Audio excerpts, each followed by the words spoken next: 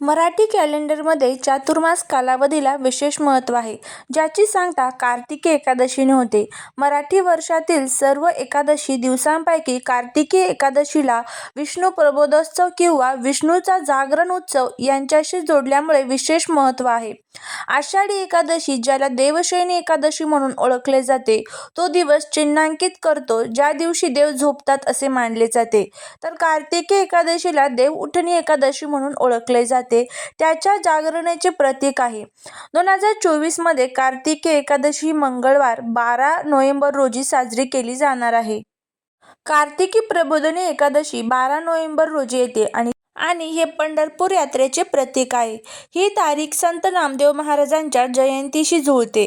Chaturmas 13 November 2024 रोजी तुळशी विवाहाच्या दिवसापासून किंवा भगवान कृष्णांसोबत तुळशीचा विवाह समारोपण होईल, जोपर्यंत कार्तिक शुद्ध द्वादशीपासून पौर्णिमा दिवस पर्यंत साजरा केला जाऊ शकतो. तुळशी विवाह केल्याने कन्यादान किंवा लग्नात कन्यादान केल्यासारखे आशीर्वाद मिळतात अशी मान्यता आहे. भारतीय परंपरेत तुळशीला रोपाला खूप धार्मिक महत्त्व आहे. हरिप्रिया किंवा भगवान विष्णूला प्रिय म्हणून आपण तिला ओळखत असतो. तुळशीला त्यांच्या उपासनेसाठी आवश्यक आहे. पद्मपुराणात असे नमूद केले आहे की तुळशीशिवाय विष्णूची कोणतीही पूजा अपूर्ण आहे. पौराणिक कथेनुसार तुळशीची वनस्पती समुद्रमंथन किंवा समुद्र मंथनाच्या वेळी पडलेल्या अमृताच्या थेंबांपासून उगवलेली आहे. तुळशी विवाहाच्या उत्सवासोबत चातुर्मासात घेतलेल्या कोणत्याही व्रताची सांगता उद्यापन म्हणून ओळखल्या जाणाऱ्या समारंभाने केले जाते. तर इतकं महत्त्व ह्या तुळशीला आहे. सर्वांनाच माहीत आहे की भगवान विष्णूंना तुळस किती प्रिय आहे आणि तुळशीपाशी केलेले कोणतेही उपाय हे नक्कीच आपल्यासाठी लाभदायक ठरत असतात. प्रत्येक आईला वाटतं की माझ्या मुलांची प्रत्येक क्षेत्रामध्ये प्रगती व्हावी आणि त्याचबरोबर अभ्यास असू द्या, नोकरी असू द्या, त्या क्षेत्रात त्यांची प्रगती व्हावी. त्याचबरोबर कोणतेही संकटे, दुःख, दोष, अडचणी, विघ्न त्यांच्यापर्यंत येऊ नये. सर्व संकटे हे त्यांच्यापासून दूर राहावी आणि त्याचबरोबर त्यांच्या मनामध्ये ज्या काही इच्छा आहेत तर त्याही पूर्ण व्हावा, असं प्रत्येक आईला वाटत असतं. तर त्यासाठीच कार्तिकी एकादशीच्या दिवशी आपल्याला तुळशीसमोर आपल्या मुलांसाठी हा एक उपाय करायचा आहे. हा उपाय केल्यामुळे त्यांच्यावरती असणारे संकटे आणि त्याचबरोबर सर्व दोष आणि विघ्नही दूर होतील. बघा, काही मुलं अशी असतात ना, खूप अभ्यास करतात पण त्यांचं अभ्यासामध्ये लक्ष लागत नाही. त्याचबरोबर काही अशी मुलं असतात ना, खूप हुशार असतात पण अचानकच त्यांचं अभ्यासातलं लक्ष विचलित होतं किंवा नोकरीमध्ये यश मिळत नाही, पाहिजे त्या गोष्टी त्यांना मिळत नाही, मनामध्ये ज्या काही इच्छा असतात त्या पूर्ण होत नाही किंवा मग मनामध्ये ज्या काही इच्छा असतात तर त्यासाठी त्यांना खूप प्रयत्न करावे लागतात. खूप संकटे त्यांच्यासमोर येत असतात. ज्या या अडचणी आपल्यासमोर येत आहेत तर त्यासाठीच भगवान विष्णूंना प्रसन्न करण्यासाठीच आपल्याला तुळशीची सेवा करायची आहे. बघा, ज्या वेळेस आपण तुळशीची पूजा करतो त्यावेळेस भगवान विष्णू खूप प्रसन्न होत असतात. भगवान विष्णूंना जोपर्यंत आपण तुळस अर्पण करत नाही तोपर्यंत ती पूजा पूर्णपणे ग्राह्य मानली जात नाही. तर त्यामुळेच भगवान विष्णूंना प्रसन्न करण्यासाठीच आपल्याला हा उपाय करायचा आहे. भगवान विष्णू हे या पृथ्वीचे, या सृष्टीचे कर्ता धर्ता, चालक पालक मालक आहे. त्यांची सेवा करणं हे आपलं प्रथम कर्तव्य आहे. तर आता हा उपाय कशा पद्धतीने करायचा आहे त्याबद्दलची संपूर्ण माहिती आपण या आजच्या व्हिडिओमध्ये घेणार आहोत. त्यामुळे जर तुम्हाला हा व्हिडिओ आवडला तर चॅनलला सबस्क्राईब करा, शेजारील बेल आयकॉनलाही प्रेस करा, म्हणजे माझ्या सर्व नवीन व्हिडिओचं नोटिफिकेशन तुम्हाला मिळेल आणि तुम्ही एक पण व्हिडिओ मिस करणार नाही. त्याचबरोबर कमेंटमध्ये श्री स्वामी समर्थ लिहिला अजिबात विसरू नका. कार्तिकी एकादशीच्या दिवशी तुम्हाला हा जो उपाय आहे तर तो सकाळीच करायचा आहे. सकाळी तुम्ही करू शकतात किंवा संध्याकाळी करू शकतात. एकादशीच्या दिवशी चुकूनही तुळशीची पानं तोडायची नाहीत किंवा तुळशीला तुम्हाला स्पर्श करायचा नसतो, पण तिची पूजा तुम्ही नक्कीच करू शकता किंवा तुळशीला पाणी सुद्धा आपल्याला अर्पण करायचं नसतं.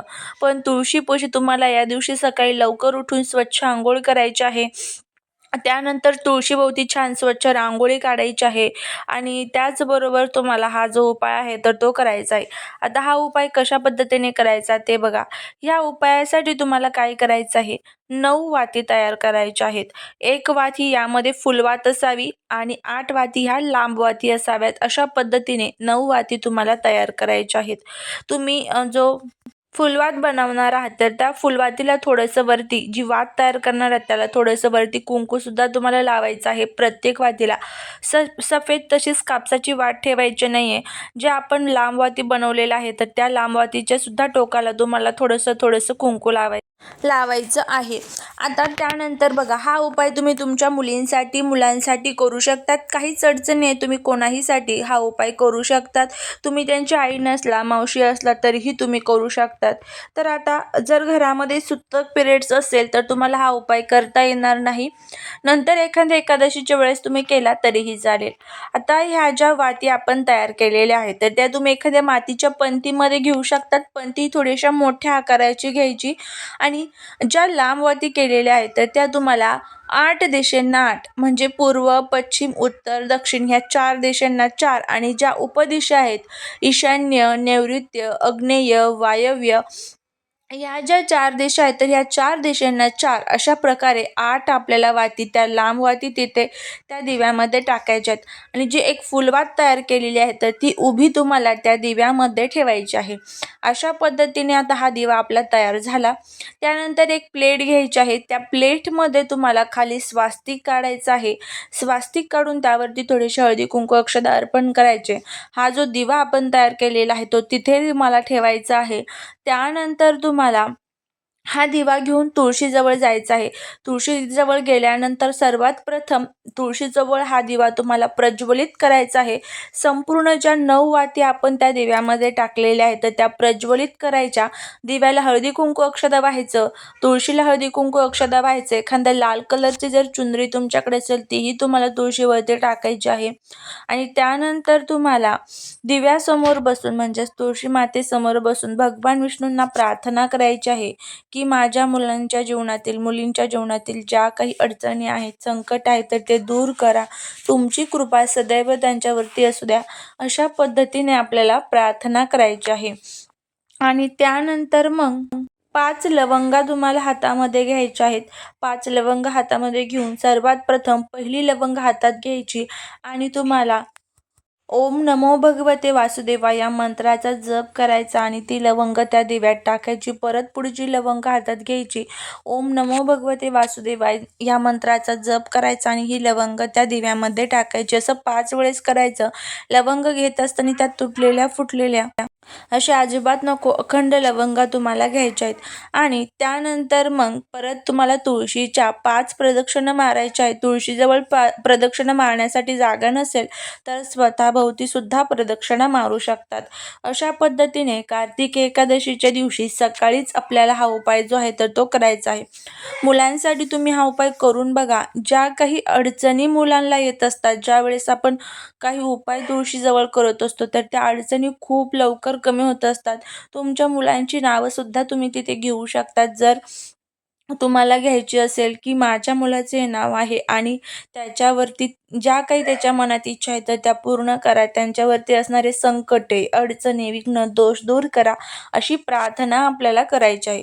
तर अगदी साधा आणि सोपा उपाय आहे. करून बघा, नक्कीच फायदा होईल. झालेली सेवा ही महाराजांच्या चरणी रुजू करते. व्हिडिओ जर आवडला असेल तर लाईक, शेअर आणि सबस्क्राईब करायला विसरू नका. आणि त्याचबरोबर कमेंटमध्ये श्री स्वामी समर्थ लिहायलाही अजिबात विसरू नका. श्री स्वामी समर्थ.